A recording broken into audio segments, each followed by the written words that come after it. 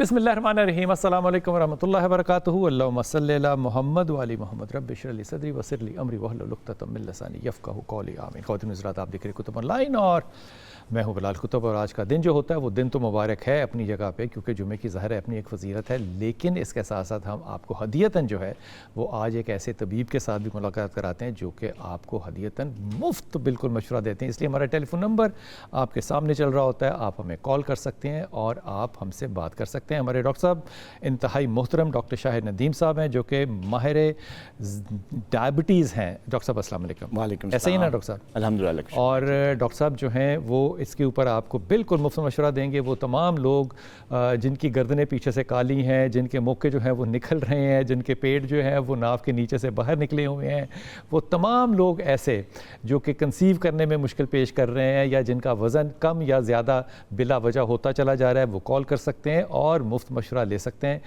और सबसे ज़रूरी बात जो आज है वो ये कि आज दूसरा दिन है हमारे सेंटर साहब को इज़राइल की जेल के अंदर, और ये कौम की याद दहानी के लिए मुझे इस बात का पूरा यकीन है कि इंशाअल्लाह ताला 25 करोड़ लोगों में से अगर एक शख्स भी कामयाब हो गया तो उसका अजर और सवाब हम सारे लोग बांटेंगे, क्योंकि 25 करोड़ में से इंशाअल्लाह ताला, मैं ये तंज़न कह रहा हूँ, कोई भी जागने वाला नहीं है। बहुत से लोग जो हैं दुनिया जहान में इस वक्त जो हैं वो इस फटूला जो पकड़ी गई हैं, जो शिप्स जो हैं वो उनको रोक लिया नेवी ने इज़राइल की, जिनमें से शायद 2 शिप्स जो हैं वो इस बैरिकेड को क्रॉस करके इज़राइल तक पहुंच गई। पकड़ी तो खैर वो भी जाएंगी, लेकिन कौमें रिएक्ट करती हैं जब कोई नाइंसाफ़ी होती है। हमारा रिएक्शन ये होता है कि हम अपनी ही अमलाक को जलाकर रिएक्शन शो करते हैं। मुझे इस बात का बहुत पुराना भी अंदाज़ा है कि एक ज़माने में फ़्रांस के अंदर भी जब वो कार्टून्स का एक सिलसिला शुरू हुआ था तो हमने अपनी दुकानें और अपने माल रोड की सब दुकानें हमने जला दी थी। प्रोटेस्ट करना है आपने, लेकिन अपनी अमलाक को नुकसान नहीं पहुंचाना। खुदा के वास्ते थोड़ा सी इस मामले पे गौर व फिक्र ज़रूर कीजिए, और वालिदैन और स्कूल जो हैं, यूनिवर्सिटियाँ और कॉलेजेस जो हैं, वो भी अपने तालिब इल्मों को ये ज़रूर समझाएं कि प्रोटेस्ट करने का मतलब ये नहीं है कि आप पाकिस्तान की अपनी अमलाक को ही जला दें, चाहे वो पाकिस्तान में लगा हुआ एक दरख्त ही हो। हमारा टेलीफोन नंबर आपके सामने है और आज डॉक्टर शाहिद साहब से बात करेंगे। डॉक्टर साहब, डायबिटीज़ के अंदर इसको हम डायबिटीज़ आम तौर पे हम ये समझते हैं कि जो पेनक्रियाज हैं ये सिक्रीट करना बंद कर देते हैं। पेनक्रिया लिवर के साथ एक छोटी सी चीज़ लगी हुई है, जी। वो जब आप खाना खाएंगे तो इंसुलिन रिलीज़ करेगा। अब इसके साथ एक और चीज़ कही जाती है कि आप इंसुलिन रेजिस्टेंट हैं। ये दोनों चीज़ें क्या हैं? इंसुलिन रिलीज़ नहीं हो रही होती पेनक्रिया में से तो डायबिटीज़ हो जाती है, या इंसुलिन रेजिस्टेंट होता है तो इंसान डायबिटिक हो जाता है? देखिए बिलाल साहब, डायबिटीज़ की जो डेफिनेशन जो है जो मेडिकल बुक्स में अगर मैं कह, it's a chronic progressive hormonal disease. ठीक। और वो जो हार्मोन जिसका आपने जिक्र फरमाया, इंसुलिन है, वो पेनक्रियाज एक जिसको हम उर्दू में लबलबा कहते हैं, और वहाँ से ये एक हार्मोन निकलता है। और ये हार्मोन कुछ सेल्स होते हैं जिनको कहते हैं बीटा सेल्स। ये बीटा सेल्स जो हैं ये पेनक्रियाज में होती हैं। यहाँ से ये बीटा सेल्स इंसुलिन को सिक्रीट करते हैं। अब डायबिटीज़ की वैसे तो बहुत ज़्यादा टाइप्स हैं, लेकिन जो ज़्यादा जनरली फेमस टाइप्स हैं जो पब्लिक को भी पता है, आपने भी सुना होगा, टाइप 1 डायबिटीज़ होती है, टाइप 2 डायबिटीज़ होती है। तो दोनों की पैथोलॉजी डिफरेंट है। आपने बताया कि इंसुलिन निकलना बंद हो जाती है या इंसुलिन काम करना बंद हो जाती है, तो दोनों चीज़ें होती हैं। जब इंसुलिन निकलना बंद हो जाती है, उसकी प्रोडक्शन बंद हो जाती है या निकलती ही नहीं, उसको कहते हैं टाइप 1 डायबिटीज़। वो ज़्यादातर यंग लोगों में होती है और कुछ एडल्ट्स में भी होती है। जी, पैदाइशी भी हो सकती है। कुछ थोड़े से एडल्ट लोगों में भी होती है जिसको हम कहते हैं LADA, latent autoimmune diabetes of the adult. वो एक बहुत कम लोग होते हैं। ज़्यादातर ये यंगस्टर्स में होती है, बच्चों में होती है, नौजवानों में होती है, जिसमें होता ये कि एक ख़ास किस्म का ऑटोइम्यून प्रोसेस होता है जिसके तहत आकर जो पेनक्रियाज है उसमें जो बीटा सेल्स होते हैं डेड हो जाते हैं। नो मोर बीटा सेल्स, इंसुलिन निकलना बंद, टाइप 1 डायबिटीज, फिर तो इंसुलिन लेनी पड़ती है। जो टाइप 2 डायबिटीज़ होती है उसमें इंसुलिन बनती है, उसमें बीटा सेल्स फंक्शन कर रहे होते हैं, लेकिन वो इंसुलिन अपना काम छोड़ जाती है ड्यू टू कि उसके आगे कुछ रुकावट आ जाती है, जिसको हम रीड नहीं कर सकता। नहीं, उसमें ये होता है कि इंसुलिन का जो एक्शन है वो ये है कि वो ग्लूकोज को ब्लड से उठाकर सेल के अंदर भेज दिया। ठीक, वो ये नहीं, एक ट्रांसपोर्ट सिस्टम है। ठीक है जी।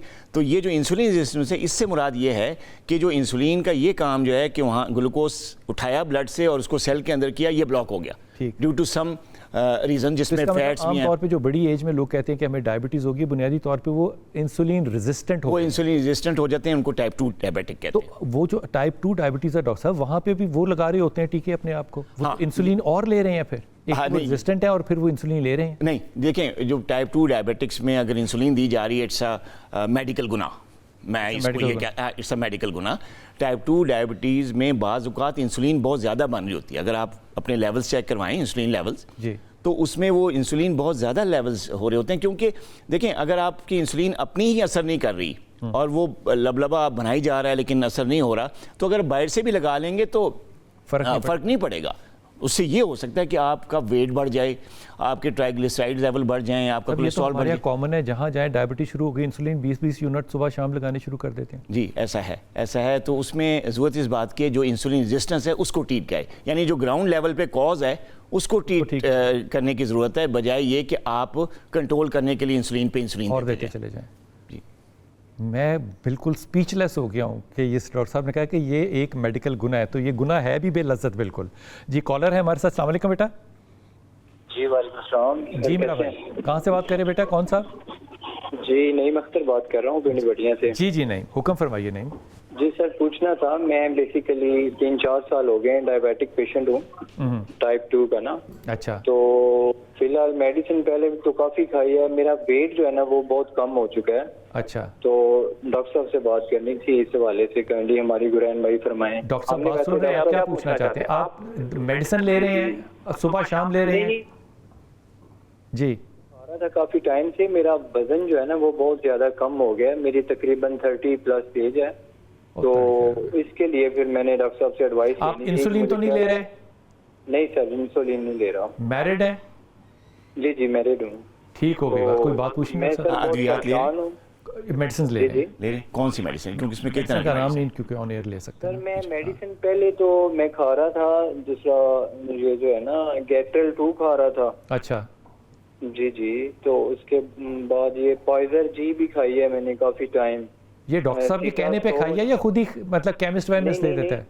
नहीं, ये डॉक्टर साहब के कहने पे मैंने खाई है। डॉक्टर इल्ताफुर रहमान है फैसलाबाद में। वेरी तो मुझे कोई ना खास आराम नहीं आया, मेरी मतलब शुगर कंट्रोल नहीं हुई, और उन्होंने ना फिर इंसुलिन पे भी लगाया कुछ टाइम, लेकिन वो मैं ज्यादा अफोर्ड नहीं कर सकता था तो मैं नहीं लगा सका ना इंसुलिन। वो तकरीबन वो पेन नहीं होता एक, हाँ। जो 1500-2000 का मिलता है। हाँ। तो वो भी कुछ टाइम मैंने लगाया है, लेकिन उससे भी जो है ना प्रॉपर को आराम नहीं आया।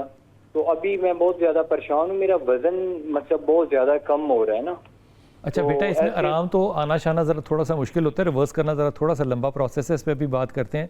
लेकिन ये बात मेरी समझ से बाहर है कि डॉक्टर साहब ने थोड़ी देर के लिए इंसुलिन भी लगा दी और फिर कहा चलो महंगी ज़्यादा है छोड़ दो। डॉक्टर साहब वजन कम हो रहा है, ये क्या सिम्टम है? जी देखें, 30+ एज है इनकी, यंग एज में इनको टाइप 2 डायबिटीज़ खुद ही डायग्नोसिस बताई। तो मैं वो जो इन्फॉर्मेशन इन्होंने दी है, जो इन्होंने अपना मेडिकल रिकॉर्ड पेश किया, उसके हिसाब से मैं इनके क्वेश्चन का आंसर करूँगा। क्योंकि अगर इनको डिटेल इनकी हिस्ट्री ली जाए और एग्जामिन किया जाए तो हो सकता है कुछ और पॉइंट्स ऐसे हों जो टेक्निकल हमारे सामने आ जाएं, जो कि ये गुफ्तगू में नहीं बता सकते। तो इस चीज़ को ज़रा ध्यान में रखते हुए नईम साहब, बात ये है कि जो ये आपका वज़न गिर रहा है, इसका मतलब है कि आपका, देखिए, जब भी डायबिटिक पेशेंट में वज़न गिरता है वो 2 वजूहात की वजह से, 2 रीज़न्स होती हैं उसकी। एक रीज़न उसमें ये होती है कि आपका शुगर जो है वो कंट्रोल नहीं है, हाइपरग्लाइसीमिया हो रहा है, और हाइपरग्लाइसीमिया होने की वजह से आपका वेट लॉस शुरू हो रहा है। ये तो एक वजह होगी। दूसरी वजह ये होती है डायबिटिक्स में, टाइप 2 डायबिटिक्स में वज़न गिरने की, कि कुछ मेडिकेशंस ऐसी होती हैं जिनका as side effect weight loss होता है। उनका इफेक्ट ही होता है, उसमें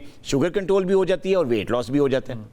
और कुछ ऐसी मेडिकेशन होती हैं जो कि वेट गेन कराती हैं। तो अब इसमें देखना पड़ेगा आपकी कि जो आपकी मेडिकेशन के साइड इफेक्ट की वजह से आपके वेट लॉस हो रहा है और या हाइपरग्लाइसीमिया की वजह से हो रहा है। तो उसमें चक्कर ये है कि अगर आपका जो शुगर लेवल है, फास्टिंग लेवल, अगर वो टारगेट पे नहीं है, जैसे 130 या उसके अराउंड नहीं आता आपका फास्टिंग लेवल, या रैंडम लेवल आपका 200 से ऊपर आ रहा है, या HbA1c जो है वो 7.5 से ऊपर है या उससे भी ज़्यादा है, तो इसका मतलब है वेट लॉस की वजह आपकी हाइपरग्लाइसीमिया, शुगर लेवल हाई होने की वजह से हो रहा है। ज़्यादा इंसुलिन है आपके जिस्म के अंदर। नहीं, फिर उसमें फिर ये है कि आपको दोबारा से अपने फिजिशियन को, माहिर ज़ियापिटस को आपको विजिट करके आपको अपनी पूरी ट्रीटमेंट रिव्यू करवानी है, आपके इन्वेस्टिगेशंस होंगी, फिर वजह सामने आएगी कि ये वजह, और उसके मुताबिक ट्रीट होगा। लेकिन इसमें एक बात मैं बताता चलूँ, ये आप अपने फिजिशियन से भी डिस्कस कर लीजिए जिससे भी आप ट्रीटमेंट ले रहे हैं, कि उसमें देखिए, जैसे मैंने जिक्र फरमाया कि एक टाइप होती है डायबिटीज़ को, जिसको कहते हैं LADA, latent autoimmune diabetes of the adult. ये जो लेटेंट ऑटोइम्यून डायबिटीज़ होती है, ये एडल्ट एज में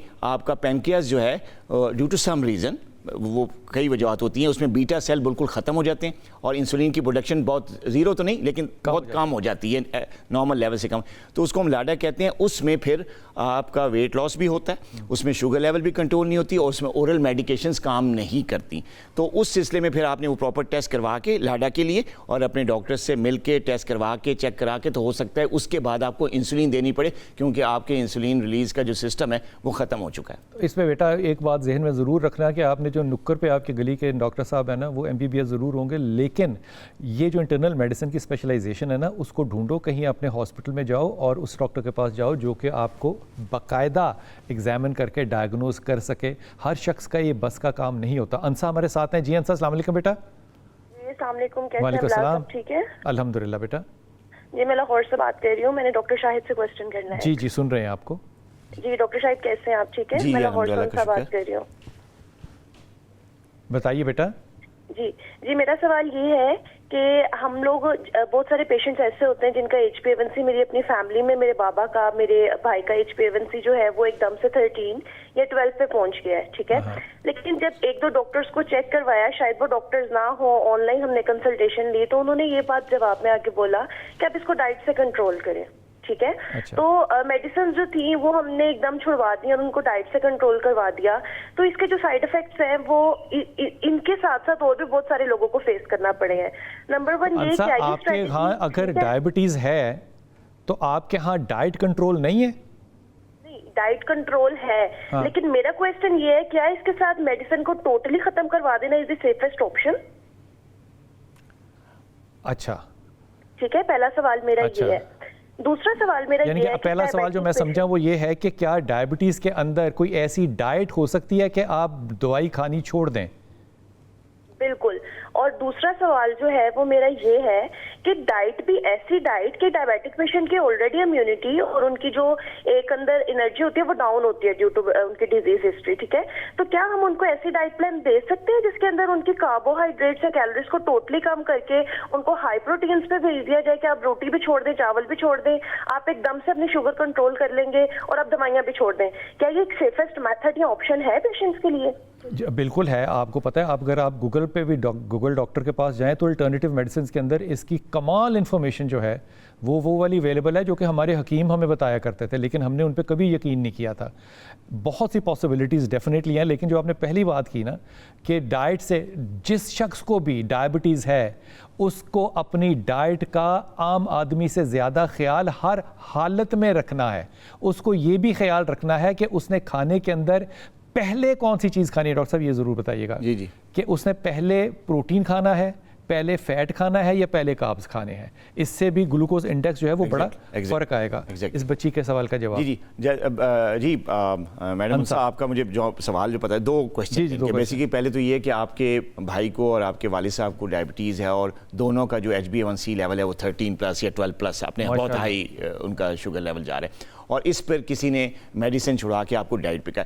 देखें, जो डायबिटीज़ की मैनेजमेंट, और आई एम श्योर कि आपके भाई को और आपके वालिद साहब को टाइप 2 डायबिटीज़ है, क्योंकि देखें जो ट्रीटमेंट प्रोटोकॉल है, जो डाइट का प्रोटोकॉल है, वो टाइप 1 डायबिटीज़ में बिल्कुल डिफरेंट है और टाइप 2 डायबिटीज़ में बिल्कुल डिफरेंट है। हम टाइप 2 की बात कर रहे हैं। ये टाइप 2 डायबिटीज़ अगर है तो उसमें देखिए जो इलाज होता है टाइप 2 डायबिटीज़ का, वो it's a combination of 3 things. ये हमेशा याद रखिए कि टाइप 2 डायबिटीज़ में कोई एक चीज़ आपको ट्रीट नहीं करती कि जी आप सिर्फ डाइट ले लें, मेडिसिन को भी फेंकें, एक्सरसाइज को भी फेंकें, लेटे रहें, बस डाइट लेते रहें, ऐसा नहीं है। 3 चीज़ों की कॉम्बिनेशन होती है, जिसमें फिजिकल एक्टिविटी नंबर 1, एक्सरसाइज, जो आपने दिन की रूटीन में आपने आधा पौना घंटा लाजमी अपने आप को ग्राउंड्स में भेज के आपकी एज के हिसाब से, जो भी एज ग्रुप है उसके हिसाब से एक्सरसाइजेज हैं, वर्जिश है, वो आपने करनी है। Number 2, balance diet. ये नहीं है कि आप बिल्कुल ज़ीरो कार्ब कर देंगे। देखिए, ज़ीरो कार्ब करने का मतलब ये है कि आपका एकदम शुगर लेवल फॉल करेगा। जब कार्ब्स जाएंगे नहीं और बॉडी में फिर ग्लूकोज लेवल तो आएगा ही नहीं ना, वो डेफिनेटली प्रोटीन से या दूसरी चीज़ों से बढ़ता है, डेफिनेटली शुगर लेवल बढ़ता है, लेकिन इतना नहीं बढ़ता कि बहुत ज़्यादा हाइपरग्लाइसीमिया हो जाए। तो ज़ीरो कार्ब लेने से टाइप 2 डायबिटीज़ में कुछ देर के लिए जो है वो शुगर लेवल कंट्रोल होना शुरू हो जाता है, कुछ देर के लिए। लेकिन होता ये है कि क्योंकि कार्ब्स बहुत ज़रूरी हैं, अल्लाह ताला के जो नेचुरल कुदरती खुराक है उसमें कार्ब्स की एक अहमियत है, तभी तो अल्लाह ताला HbA1c अगर 15 पे है तो आप फौरी तौर पे दवाई छोड़ के सिर्फ डाइट पे नहीं आ सकते क्योंकि वो बहुत ज़्यादा हाइपरग्लाइसेमिया है। अब जो आपके वालिद साहब के तो ऐसा नहीं है, तो इसलिए मैं कह रहा हूँ कि 3 चीज़ों का कॉम्बिनेशन करें, डाइट, एक्सरसाइज और प्लस मेडिसिन, जो कि एक डॉक्टर से प्रोफेशनल डॉक्टर से लेके एक प्रॉपर डोज में मतलब, क्योंकि दवाइयां भी हर एक की एक नहीं होती। यहाँ पे ये ट्रेंड है पाकिस्तान में कि यार मेरा भाई खा रहा है तुम भी ये खा लो, या मैं ये खा रहा हूँ तुम भी ये। अच्छा, ये गलत है, ये गलत कॉन्सेप्ट है ना, एक दवाई नहीं होती हर एक के लिए। मेरे वालिद साहब ने भी खाई थी, आप भी खा लें, वो भी मर गए तुसी भी मर जाओगे। ये एब्सोल्युटली रिडिकुलस कॉन्सेप्ट है। डायबिटीज के साथ आपको फिर जिंदा रहना होता है, ये लाइफ लॉन्ग है। जी अस्सलाम वालेकुम बेटा। हेलो जी जी अतीक। अस्सलाम वालेकुम। जी अतीक। अदीब बस कर रहा हूँ कराची से। अदीब जी जी अदीब भाई कैसे मिजाज है आपके? अल्लाह का शुक्र अदीब भाई। डॉक्टर साहब बात हो जाएगी डॉक्टर साहब से? जी जी क्यों नहीं होगी, बात सुन रहे हैं। थैंक यू, बाद में आपसे करूँगा मैं। हेलो हुक्म अदीब। अदीब ये अपने नाम भूल गया मैं आपका। आप सवाल कीजिए बेटा, डॉक्टर शाहिद आपकी बात सुन रहे हैं।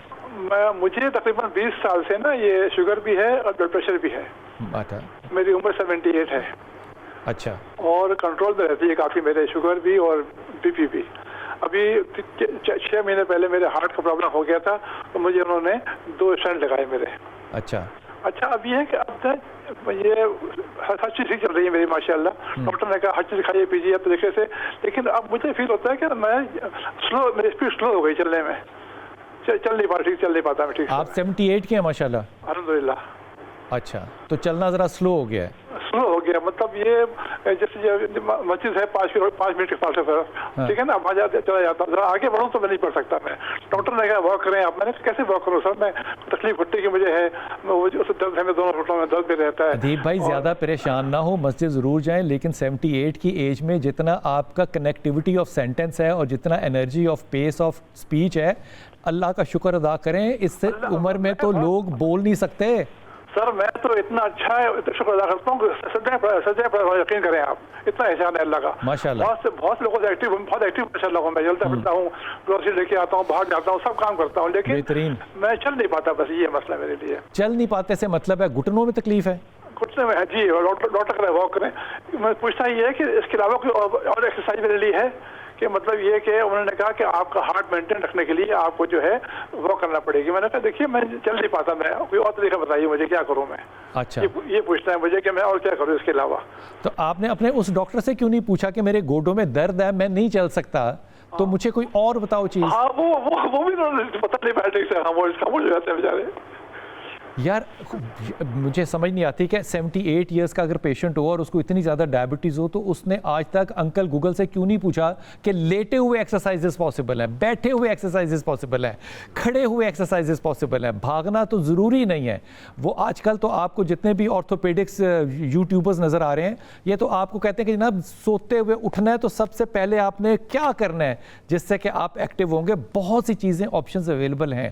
डॉक्टर साहब 78 ईयर्स के अंदर माशाल्लाह ताला ठीक है, आपके ख्याल में एक्सरसाइज टाइप कुछ सजेस्ट कर सकते हैं या डाइट की तरफ कुछ सजेस्ट कर सकते हैं? हाँ, पहले तो एक कॉज देखनी पड़ेगी ना कि इनकी वॉक ना करने की कॉज के, जैसे कि आपने बताया आर्थराइटिस। हाँ। इस एज में ऑस्टियोआर्थराइटिस ऑफ नी जॉइंट्स बहुत ज़्यादा, बहुत कॉमन। इवन इस एज में जो 78 या 80 या ओवर 75 इसमें तकरीबन 80 to 90% जो पेशेंट्स होते हैं उनके जॉइंट्स जो है वो जवाब दे जाते हैं। एडवांस ऑस्टियोआर्थराइटिस होता है जिसमें नी जॉइंट्स काम करना छोड़ जाते हैं, बहुत दर्द होता है। एक तो ये वजह, अगर आप इसकी वजह से कर रहे हैं तो फिर तो डेफिनेटली आपको ना ऑन चेयर, ऑन बेड, जैसे कि बिलाल साहब ने कहा, आपको exercise easily available on Google और यूट्यूब पे आप जाएं, आप सिर्फ जस्ट टाइप करें और आप टाइप सिंपल ये कहने कि जी sitting exercises, on bed exercises for osteoarthritic patients, तो आपको डेफिनेटली बहुत ज़्यादा वीडियोज़ मिल जाएंगी, सब कुछ मिल जाएगा, आप वहाँ से कॉपी करके वो एक्सरसाइज कर सकते हैं।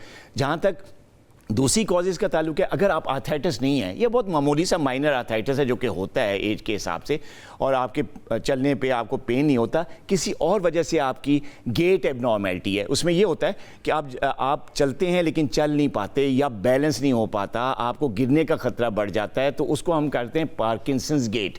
ये जो पार्किंसंस गेट है ये भी अबव 70 लोगों में हो जाता है। पार्किंसन डिजीज एक बीमारी है, रेशा उसको जी कहते हैं उर्दू में। तो ये चीज़ अगर आप प्रॉपर फिजिशियन से या न्यूरो फिजिशियन से मिलकर आप अगर इसको डायग्नोज करवा लेते हैं कि कहीं चलने में कहीं ये पार्किंसंस की वीकनेस तो नहीं आ रही, उसकी भी कुछ मेडिकेशंस होती हैं, आपका बैलेंस भी ठीक हो सकता है, आप चल भी सकते हैं, लेकिन वो एक प्रोग्रेसिव और वो डीजेनरेटिव डिजीज़ है माइंड इट, तो वो डीजनरेशन जितनी है उसके हिसाब से वो इतना तो नहीं हो सकता कि रीजनरेट कर दी बोलने की स्पीड थी, पार्किंसन वाले तो पेशेंट नहीं लग रहा, मुझे लग नहीं रहा कि ऐसा है, लेकिन अगर एक फिजिशियन से मिलकर अपनी जो डायबिटीज के पेशेंट होते हैं और स्मोकर्स होते हैं, इनको कहते हैं कि ये साइलेंट किलर होता है क्योंकि इनको हार्ट की पेन होती नहीं है, इसकी क्या वजह होती है? जी देखें, इसमें बेसिकली जो पेन की जो नर्व्स होती हैं, सेंसरी नर्व्स जो होती हैं, उनकी न्यूरोपैथी हो जाती है। तो बेसिकली जो हार्ट पेन है या पाँव में किसी चीज़ का चुभ जाना, सुन हो जाना, तो वो नमनेस हो जाती है, और जिसमें जो पेन की जो नर्व्स होती हैं वो समझे डेड हो जाती हैं या बिल्कुल ही डीजनरेट हो जाती हैं, जिसकी वजह से जो ये हिस्स है दर्द की ये नहीं होती। तो इसीलिए जो पेशेंट्स होते हैं कार्डियक और वो डायबिटिक होते हैं बहुत पुराने, अगर उनको चेस्ट पेन हो तो वो होती नहीं, तो इसलिए हम कहते हैं साइलेंट एंजाइना या साइलेंट एमआई हो गया, पेन की हिस्स ही खत्म हो जाती है। तो इसमें डेफिनेटली जो है ना इन पेशेंट्स को ख्याल रखना पड़ता है। मतलब बेगम जो मर्जी कह ले आपको पेन ही नहीं होगा, ये नहीं हो सकता, ये नहीं हो सकता, पेन जरूर हो, बेगम का पेन जरूर, वो पेन होगा। जी अस्सलाम वालेकुम। जी बेटा गुलाम रसूल।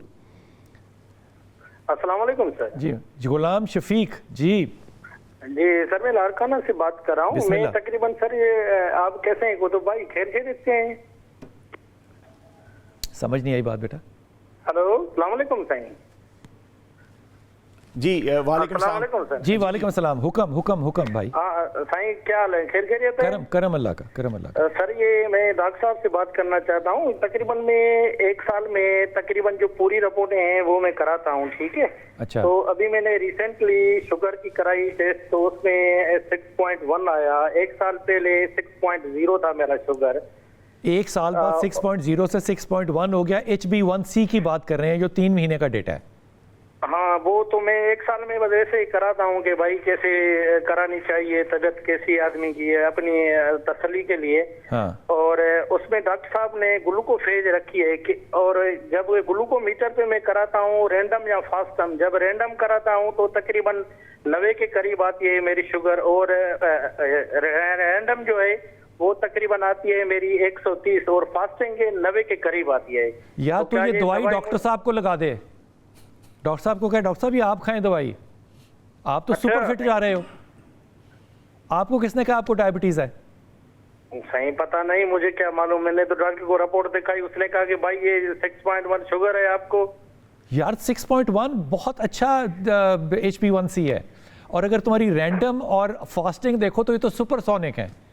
सही यकीन करो, मैं फास्टिंग कराता हूँ 90 आती है, और रैंडम कराता हूँ 130-40 के करीब आती है। और आप वहां से ना हमें दम कर दें ताकि हमारा भी यही सिलसिला हो जाए। यार ये आइडियल चीज़ है, यकीन करो, ये मैं बात बड़ी जिम्मेदारी से और संजीदगी से कह रहा हूँ। जिस डॉक्टर ने आपको ये दवाई दी है ना खाने के लिए, उस डॉक्टर के पास जाकर उसको सलूट मारना और कहना कि डॉक्टर साहब आप प्रैक्टिस बंद कर दें। आप एक अच्छे खासे सेहतमंद आदमी को दवाई पे लगा रहे हैं। उसकी वजह जो है ना वो मुझे पता है, लेकिन मैं कहूँगा तो फिर बुरा लगेगा। यकीन करो, जब से डॉक्टर ने परसों से मुझे दवाई दिए मैं बिल्कुल लेजी हो गया हूँ। यकीन बात, ये पसीना आ रहा है, और ये 90 तुम्हारी फास्टिंग है, ऊपर से तू खा लेगा गोली, शुगर तेरी जाएगी 30 पे, फिर तुझे जाना पड़ेगा बेटा अस्पताल। Not at all ideal situation है, ना कर ये खुदा के वास्ते। यू आर गुड अल्हम्दुलिल्लाह। कितनी उम्र है आपकी? साल मेरी उम्र है। हाँ कितनी?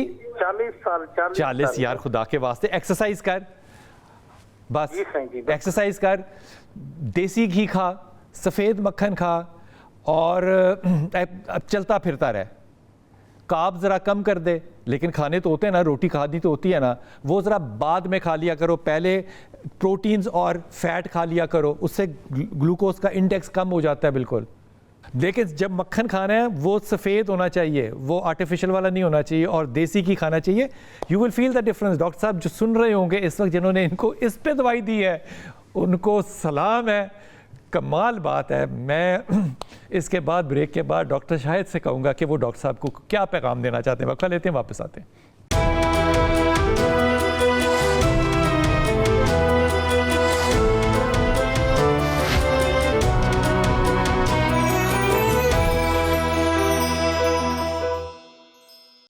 बिस्मिल्लाहिर्रहमानिर्रहीम जनाब, हमारे सिंध से कॉलर थे, उन्होंने जो बात की उसके ऊपर डॉक्टर साहब की राय लेते हैं। कश्मीर वाले जो हमारे कॉलर हैं वो थोड़ी देर वेट कर लें। डॉक्टर साहब, अगर जो रैंडम है वो 150 से कम आ रही हो और फास्टिंग जो है वो 90 के ऊपर हो, H1C 6.1 हो, तो आप डॉक्टर साहब ने जिन्होंने मेडिसिन पे लगा दिया इनको, उनको क्या कहेंगे? देखिए डॉक्टर साहब को वो तो मैं क्या कह सकता हूँ, मैं क्या कह सकता हूँ, लेकिन ये कि मैं इधर थोड़ा सा टेक्निकली राउंड पे आऊँ कि ये 6.1 HbA1c का मतलब ये कि इनको प्री डायबिटीज़ है, और प्री डायबिटीज़ भी उसमें उनकी फैमिली हिस्ट्री भी काउंट करती है, जीन्स में होगी, फादर मदर बहन भाइयों में होगी। प्री डायबिटीज़ में सबसे बड़ा जो फैक्टर है जो कि ट्रीटमेंट में आता है वो है वेट।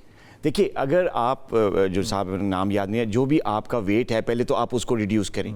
हो सकता है आपकी अपनी डेली रूटीन पे आप थोड़ा सा फोकस करें, इसमें आपको मेडिसिन की बिल्कुल ज़रूरत नहीं है, जो मेडिसिन बिल्कुल गलत दी गई है। आप अगर 6.1 है, पहले 6 था, फिर 6.1 हुआ, आपका प्री डायबिटिक एक साल में हुआ है, आप प्री डायबिटिक हैं। और प्री डायबिटिक में सबसे ज़्यादा जो ट्रीटमेंट है ना वो होता है आपका लाइफस्टाइल, कि आप खाते क्या हैं, आपकी नींद कितनी है, आपकी रूटीन कैसी है, उसमें खाना क्या खा रहे हैं, ज़्यादा कार्ब्स खा रहे हैं, वेट आपका कितना है। सबसे ज़्यादा जो फैक्टर होता है जिसमें जो प्री डायबिटीज़ का सबब बनता है, जो कॉज होती है, वो वेट होता है।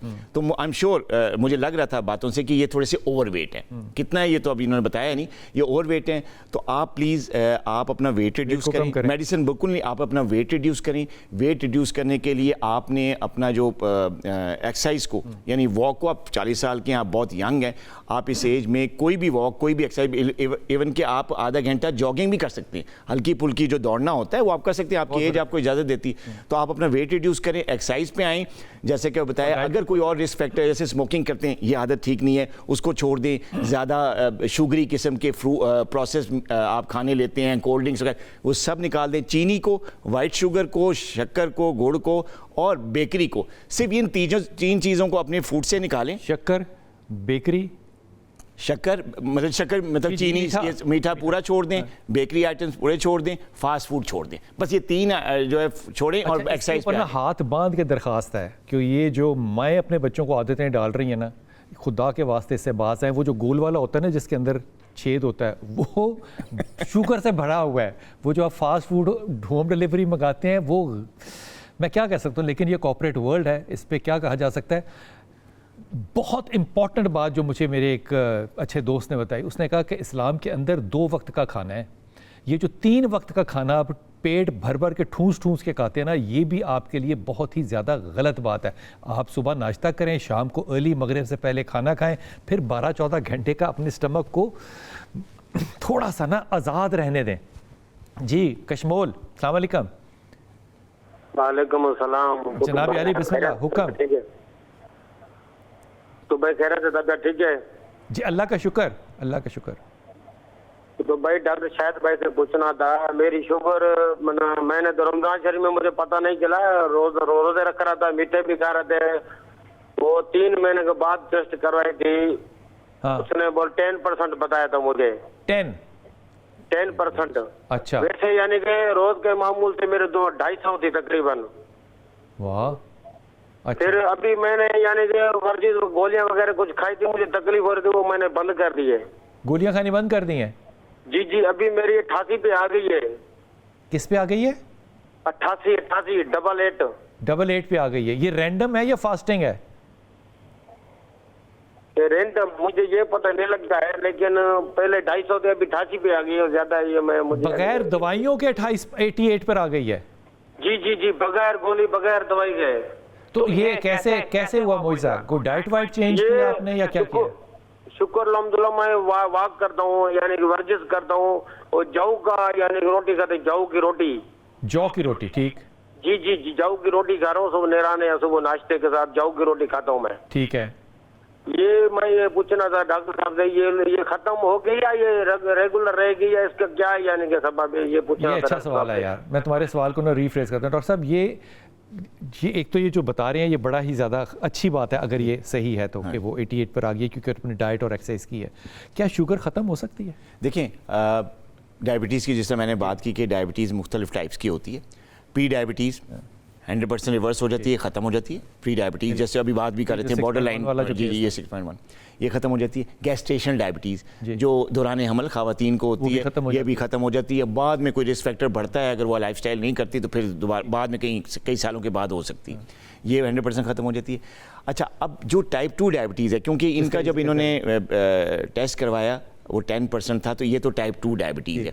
इसमें ये है कि ये 100% रिवर्स HbA1c रिवर्स हो सकती है, उसके जो शुगर लेवल्स हैं फास्टिंग या रैंडम है इसका रिवर्सल और 100% क्योर, ये दो अलग अलग चीज़ें हैं, जिसको थोड़ा सा गलत फहमी पाकिस्तान में देखी जाती है। देखिए, बीमारी को आप अगर आप कह रहे हैं कि 100% क्योर है, तो जिससे क्रॉनिक प्रोग्रेसिव डिजीज, मैंने पहले ही डेफिनेशन में आपको ये बात बताई है, ठीक है जी। जो वो पेनक्रियाई जो है वो एक नहीं, पेनक्रियास तो काम कर रहा है, इनका टाइप 2 डायबिटीज जो है वो नहीं रिसीव कर रहा है, वो मतलब इंसुलिन जो है आगे रेजिस्टेंस है। अगर इंसुलिन रेजिस्टेंस ठीक हो जाए एक्सरसाइज से और इनकी डाइट से, जैसे कि इन्होंने बताया कि मैं एक्सरसाइज करता हूँ, उससे इंसुलिन रेजिस्टेंस ठीक हो सकती है। कई और फैक्टर्स भी हैं, उनको करके तो आप अपनी हेल्दी लाइफस्टाइल पे आ जाएं, तो आपकी जो HbA1c है और जो फास्टिंग है और रैंडम लेवल्स है वो 100% नॉर्मल हो सकते हैं। डॉक्टर साहब, ये 250 से 88 पर आ गए हैं, देखिए ये फास्टिंग है, देखिए अब बगैर मेडिसिन, ये बताया नहीं है कि बगैर मेडिसिन के आ सकता है ये, क्योंकि आप अच्छी डाइट से एक्सरसाइज से आपने जो शुगर लेवल्स हैं इसको 100% रिवर्स कर सकते हैं। लेकिन ये एहतियात आपको चलानी है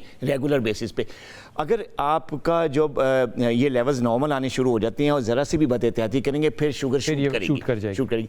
अगर आपका लाइफस्टाइल ये है कि आप इसको कॉन्स्टेंटली बड़े कंसिस्टेंटली अगर इस पर रख सकते हैं अपने आप को, तो फिर तो बहुत अच्छी बात है, बगैर मेडिसिन के आप इसको लेवल्स नॉर्मल रखें। लेकिन मॉनिटरिंग हर 3 महीने बाद HbA1c करवाना, और हफ्ते में 4-5 दफना मुख्तलिफ लेवल फास्टिंग रैंडम, हर खाने के साथ वाला रैंडम, खाने के बाद और खाने के 2 घंटे के बाद, और वो भी हर खाने के 2 घंटे बाद। मतलब कभी आपने नाश्ते के बाद देख लिया, कभी लंच के बाद देख लिया, कभी आपने डिनर के बाद देख लिया, और लंच आपने करना नहीं। ये जो आपने बात की थी 2 मील्स पे आए, लंच को स्किप करें। लंच में आप जो है वो लंच के टाइम पे आप कोई सैलड ले सकते हैं, कोई छोटे मोटे स्नैक फ्रूट्स ले सकते हैं, आप चने बॉयल करके ले सकते हैं। अगर बहुत ज़्यादा भूख लगी तो आप 2 मील्स पे आएँ, और रात का खाना जल्दी खाएं ताकि फास्टिंग का भी टाइम आपको मिल जाए, जो इंटरमिटेंट फास्टिंग टाइप होती है उससे भी आपका इंसुलिन रेजिस्टेंस कम होती है। और अब हेल्दी डाइट एक्सरसाइज पे आएँ तो आप इसको कंटिन्यू रख सकते हैं। डॉक्टर साहब ने कहा चने खा लें, उबले हुए चने खाएं या चाट बना के खा लें, ये आपकी मर्ज़ी है, लेकिन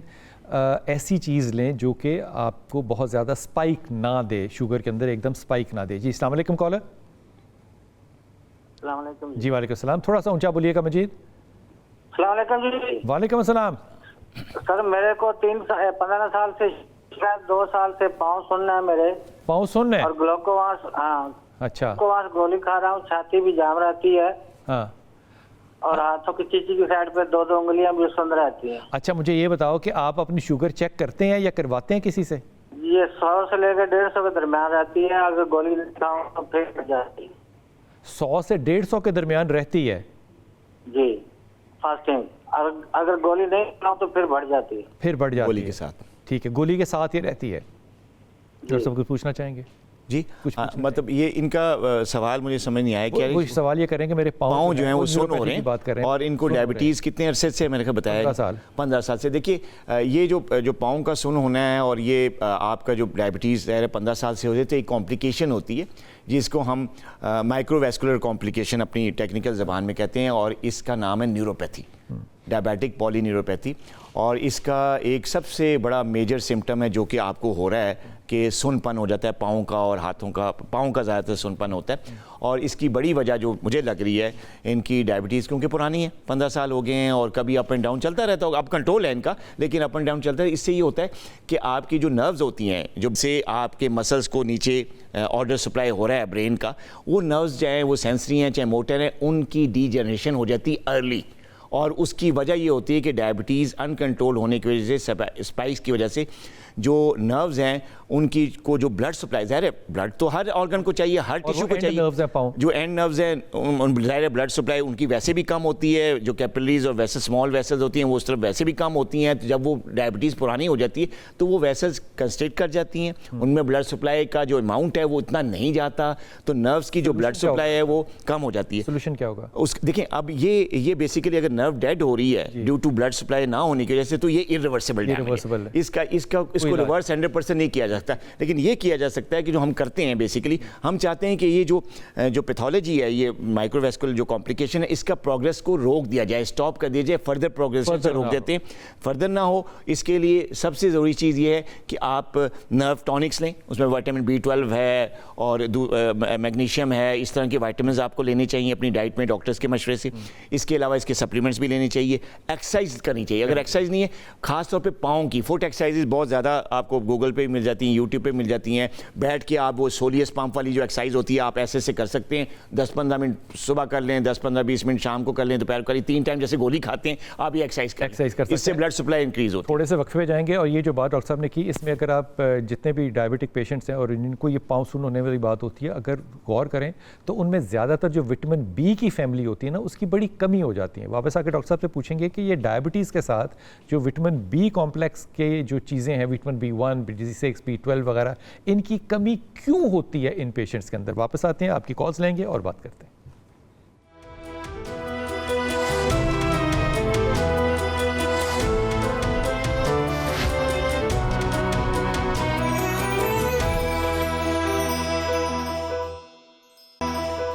बिस्मिल्लाह सरवर, एक सेकंड ज़रा इंतज़ार कर लेना बेटा, मैं डॉक्टर साहब से बात कर लें। डॉक्टर साहब, मैंने बहुत से ऐसे सेमिनार्स बाहर अटेंड किए हैं जिनके अंदर वो जो रेमेडीज़ तो नहीं, वो जो पेशेंट्स को बता रहे होते हैं या जो रिसर्च पेपर पढ़ रहे होते हैं, उसमें वो जो सप्लीमेंट्स हैं वो बहुत ज़्यादा सजेस्ट करते हैं, जिसके अंदर ओमेगा 3 है, जिसके अंदर मैग्नीशियम है, जिसमें जिंक है, जिसमें आपने बताया विटामिन बी की फैमिली है। ये आमतौर पर पेशेंट्स में विटामिन की डेफिशिएंसी, खासतौर पर विटामिन बी की डेफिशिएंसी क्यों हो जाती है? देखिए, विटामिन बी की जो डेफिशिएंसी है, खासतौर पर अगर डायबिटिक पेशेंट्स के हवाले से मैं बात करूँ, अपनी मेरी फील्ड है, तो उसमें 2 वजूहत हैं। विटामिन B12 और बी कॉम्प्लेक्स जो भी फैक्टर्स हैं, उनकी जो डेफिशिएंसी होती है डायबिटिक पेशेंट में, उसकी 2 बड़ी वजह। सबसे पहली वजह ये है कि जो पेशेंट होते हैं डायबिटिक, क्योंकि वो ज़रा उनको डाइट रोक दिया जाता है कि यार तुम ये भी ना खाओ, ये भी ना खाओ, तो जो ऐसे खुराक के जो हमारी चीज़ें हैं, जो डाइट इंटेक है, उसमें वो B12 फैमिली जा नहीं रही होती। जैसे वेजिटेबल्स नहीं लेते, या समझते हैं कि यार वेजिटेबल खाने से भी शुगर बढ़ती, नहीं लेते, गोश्त नहीं खाते। गोश्त, और कुछ लोग, अच्छा, गोश्त का जो ट्रेंड है वो बच्चों में तो बिल्कुल ही आजकल ख़त्म होता जा रहा है, क्योंकि वो गोश्त पसंद ही नहीं उनको। कौन सा गोश्त? प्योर जो गोश्त हमारे एल्डर्स, जो हमारे दादा खाते थे, ये फ्रोज़न वाला नहीं, प्रॉपर ताज़ा गोश्त जो है, जिसमें बड़े गोश्त को मैं ज़्यादा रिकमेंड करता हूँ कि B12 कंटेंट बड़े गोश्त में सबसे ज़्यादा होता है, फिर मटन में होता है जी, मटन में, और फिर देसी मुर्गी में। मैं दूसरी मुर्गी का नाम नहीं, ये देसी मुर्गी के ऊपर जो है ना, ये अंडरलाइन कर लें, इसमें B12 होता है। अच्छा, वेरी गुड। अच्छा, ये फ्रोज़न वाली चीज़ों में नहीं होता, ये जो लंबी लंबी चीज़ें आती हैं, फ्रोज़न गोल मटोल आती है, इनमें नहीं होता। नहीं, इनमें बहुत कम होता है। ये इसको तो वैसे भी रिकमेंड डायबिटिक्स में हम नहीं करते, क्योंकि सॉल्ट कंटेंट बहुत ज़्यादा होता है, प्रिजर्वेटिव्स होते हैं, तो वो तो वैसे भी ठीक नहीं है। तो जो डाइट है, वो सबसे पहली वजह है कि वो डाइट में बी कॉम्प्लेक्स नहीं जा रहा होता, तो इसलिए डेफिशिएंसी हो जाती है। दूसरी बड़ी वजह डायबिटिक्स में विटामिन B12 और बी कॉम्प्लेक्स डेफिशिएंसी की वो ये है कि कुछ मेडिकेशन ऐसी होती हैं डायबिटीज़, जो कि इसको कम कर, जो कि आपकी जो B12 की एब्जॉर्प्शन है, जो खुराक से एब्जॉर्ब हो रहा होता है B12, उसकी एब्जॉर्प्शन कम हो जाती है, होती नहीं, तो फिर B12 एब्जॉर्ब ही नहीं होता, वो बस सीधा के साथ निकल जाता है। टैबलेट से खा लेना चाहिए, टैबलेट से भी खा सकते हैं आप फूड का, आप डॉक्टर्स के मशवरे से, अपनी डाइटिशियन से करके, कुछ ऐसे फूड्स होते हैं जो कि अगर आप अपनी डाइट में डाल लें, जिसमें शुगर नहीं बढ़ती, तो आपका नेचुरल विटामिन B12 आपको मिल सकता है। जनाब अस्सलाम वालेकुम, कॉलर। जी सर, अस्सलाम वालेकुम। वालेकुम अस्सलाम जनाब, हुक्म। सर आपको ढेरों सलाम। पहले वालेकुम अस्सलाम। मेरा नाम सरवर है और मेरे बेटे का नाम मोहम्मद सोमान सरवर है। सोमान जी, सोमान, सोमोसलात से सोमान। ठीक। ये कोई 8 साल से सर बीमार है और सारे टेस्ट करा चुका हूँ, मुख्तलिफ डॉक्टर सबान के पास जाके, इंडोस्कोपी, कोलोनोस्कोपी, 3 दफा स्टूल टेस्ट, 3 दफा पेशाब टेस्ट। तो बेटा बीमार जो आप कह रहे हैं, बीमार से मतलब क्या है? फिर कोई समझ नहीं आती सर कि कोई वेट लूज कर रहा है, ये तकरीबन 72 kg से 58 kg पे आ गया है। मोशन ठीक है इसका? स्टमक ठीक है इसका? नहीं, बिल्कुल नहीं सर। IBS है? कोई इसी तरह का कोई प्रॉब्लम है सर, बताता मुझे ये, अगर आप काइंडली इससे बात कर लें एक दफा। जी, तो जल्दी से बात कराइएगा, टाइम बहुत कम है। जी सर, अस्सलाम वालेकुम। जी वालेकुम सलाम। जी बताइए बेटा, इशू क्या है आपको? क्या इशू क्या है?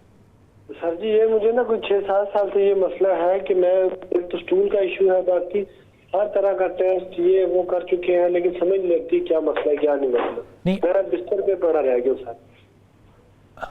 अच्छा मुझे ये बताओ कि कब्ज रहती है तुम्हें? नहीं सर, कब्ज नहीं रहती।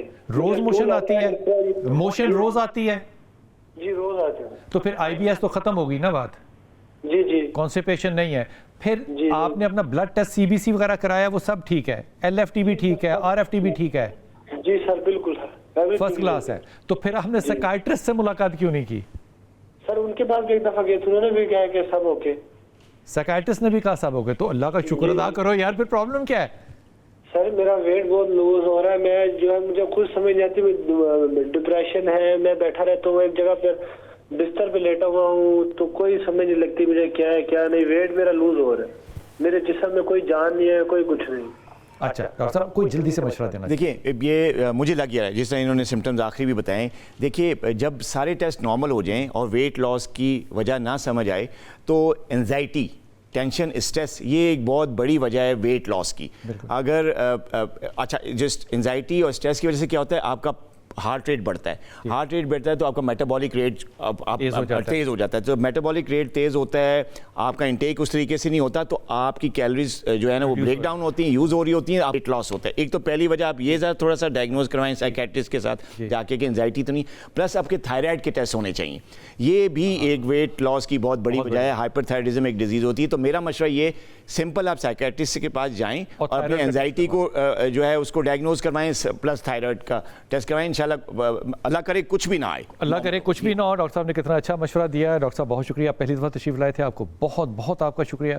और बड़े कमाल की क्लास थी और जितनी पेस थी डॉक्टर साहब की बात करने की, अल्लाह ताला इनको सेहत दे, सलामती दे। और डॉक्टर साहब से ये मशवरा ऑन एयर लेकर जाएंगे कि डॉक्टर साहब हमें बाकायदगी से वक्त देंगे इंशाल्लाह ताला, इंशाल्लाह ताला। और ये जो मेरा बच्चा आखिर में था, ये ज़रूर साइकियाट्रिस्ट के पास जाना, जो कह रहा है कि प्रॉब्लम नहीं है, उसे कहना है कि भाईजान थोड़ा सा और सोचें। और वो जो थायराइड का टेस्ट बताया वो भी ले जाओ, अगर थायराइड ठीक है तो फिर it is a case of depression and anxiety. इंशाल्लाह ताला अल्लाह ज़रूर आसानियाँ करेगा। आप दुआ में याद रखिएगा और दुआओं के साथ साथ इस मुल्क के लिए दुआ कीजिएगा कि अल्लाह ताला इस मुल्क में हर तरह की नेमत जो अल्लाह ने हमें बर्पा करके दी हुई है, अल्लाह ताला इसको इस्तकामत भी दे। आमीन।